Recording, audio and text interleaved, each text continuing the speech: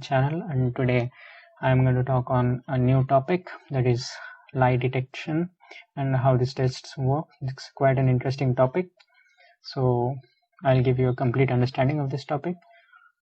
Let's get started.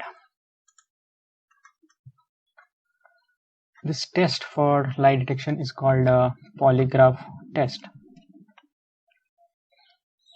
This is called a polygraph test, and the main idea behind this test is when we actually speak a lie, we become nervous and it results in irregular heartbeats. Our heartbeats might become somewhat irregular. We might start sweating.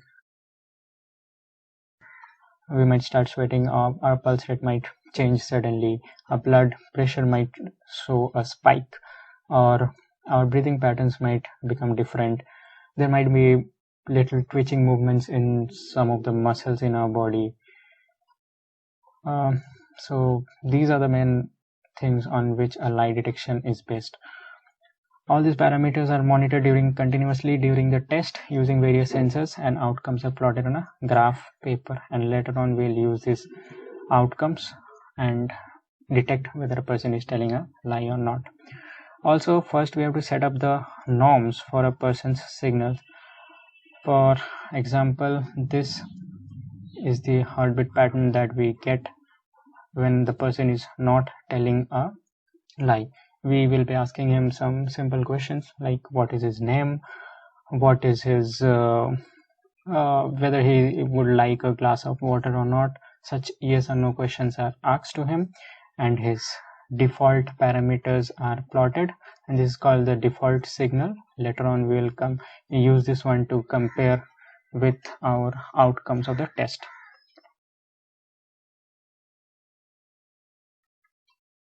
Here you can see a person sitting on a chair.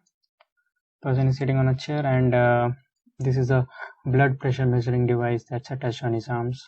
This is the rubber tube that actually measures his breathing pattern, that actually checks whether there is a kind of change in his breathing pattern or not. And these are the two metal plates. These are actually two sensors that measures his sweating, records his sweating.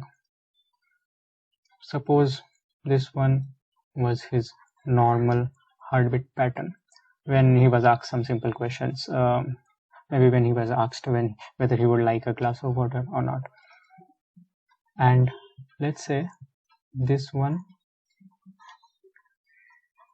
is the pattern that we record when he was asked the actual questions.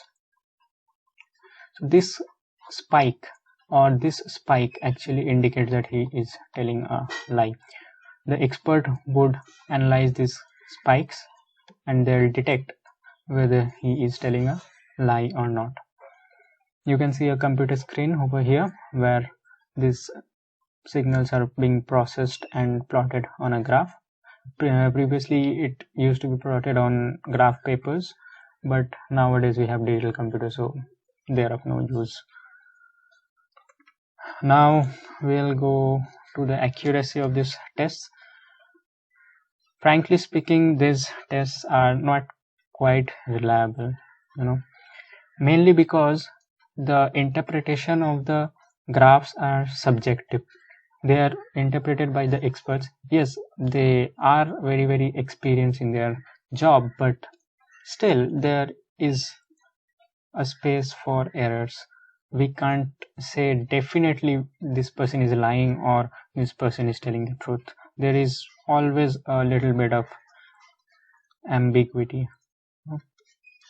Also, these tests can be easily fooled. If one has a little bit of practice, he can easily fool these tests. One has good control over one's body, one can end up fooling these tests. So that's for today's lecture. Please do like, share and subscribe to my YouTube channel, and also don't forget to leave a comment below.